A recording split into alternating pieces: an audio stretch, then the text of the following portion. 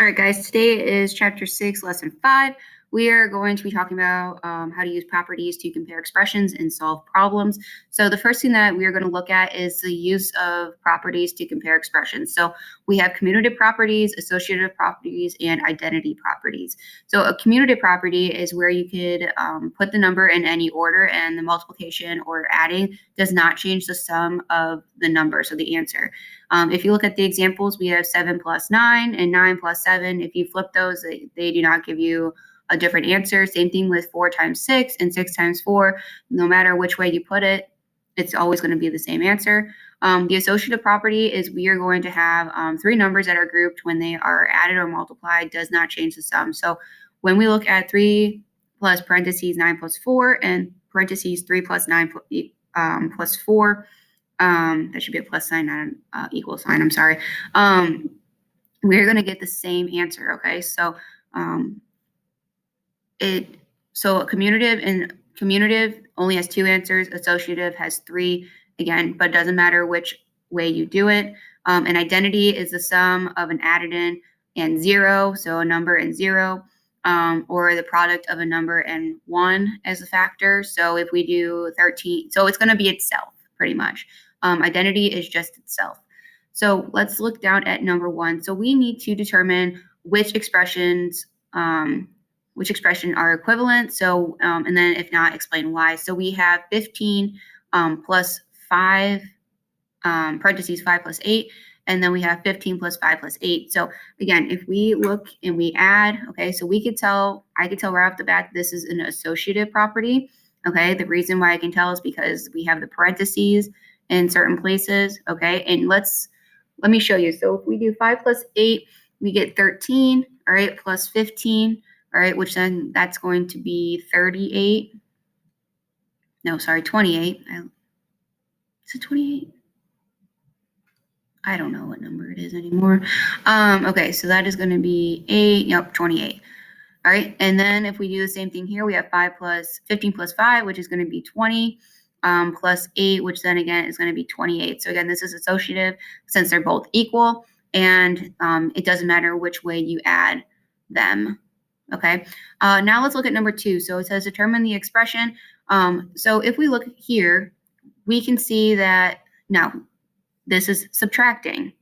If we look down here, we only see addition and multiplication. We do not see subtracting and division. So right away, I know from the subtraction that that's a big fat no. All right, but if we were to figure out the problems, all right, to see if they were equivalent, let's do that. So we have 20 minus 12, which is going to be 8 minus 3, which is going to give us 5. Okay, so now we have 20 minus parentheses 12 minus 3, which if we do 12 minus 3, that's going to give us 9 minus 20. So 20 minus 9 is going to give us 11.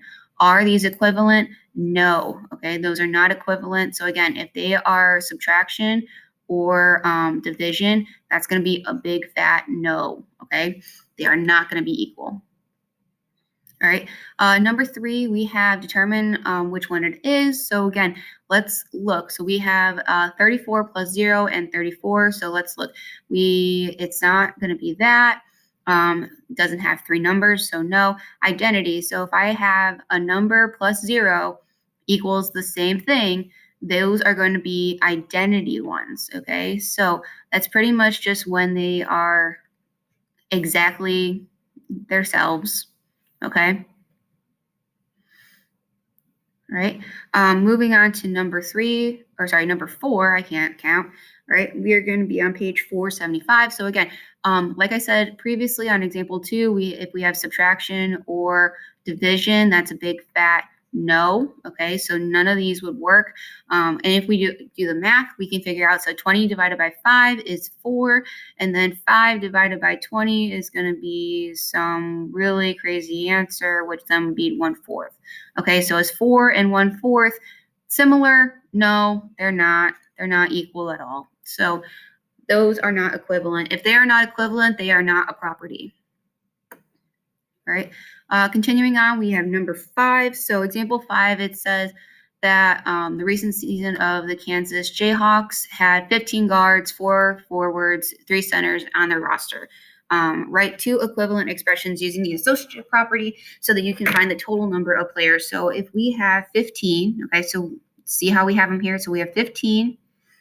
We can do plus 4 plus 3. Okay, so now we have to figure out where to put our parentheses. So in this problem, they have our parentheses in the second half, okay, which is also equivalent to parentheses in the first half, okay, like that one.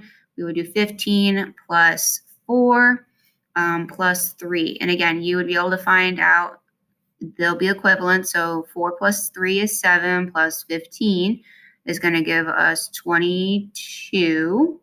Okay. And then again, 15 plus 4 is 19 plus 3, again, is going to give us 22. So are these equal? Yes, they are equal. Okay. If they are equal, they are a property. If they are not equal, they are not a property. All right. Lastly, we have number 6, which is finding the area of a triangle with the expression 1/2 base times height. So when we do problems like this, I know we did a problem like this recently in chapter 5. It was on a homework practice. But we did it together in class. If you weren't in class, that's okay. So I'm just going to go over this real quick. So we have 1/2 base times height. So this is our height. Okay. So height is just like going up and down.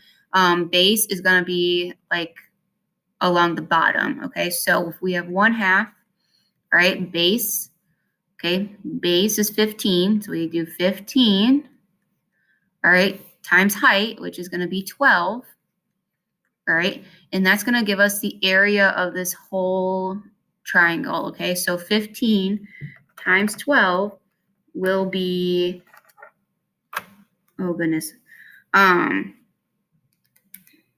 is going to be 180. Okay, so this is going to be 180. All right. Now I'm going to multiply that by 1/2, which then if I do 1/2 times 180 over 1, I'll get 180 over 2. And that would be equal to 180 divided by 2, which is going to be 90. Okay, so our area is going to equal 90 for our triangle. Okay, another way you could have done it is you could have done 1/2 times 12, which gives 6. 6 times 15 is 90. I like doing it this way because the two numbers are next to each other, and then I can simply figure out that 1/2 of 80 is 90. But if you have a different way, that is completely okay with me. As long as you are understanding it in your own terms, your own way, that is fine, because that is the beauty of math, is that you can do it many different ways and still get the right answer. So if you have any questions, please let me know. I will be available whenever you need me. I hope you have a good day. Thank you. Bye.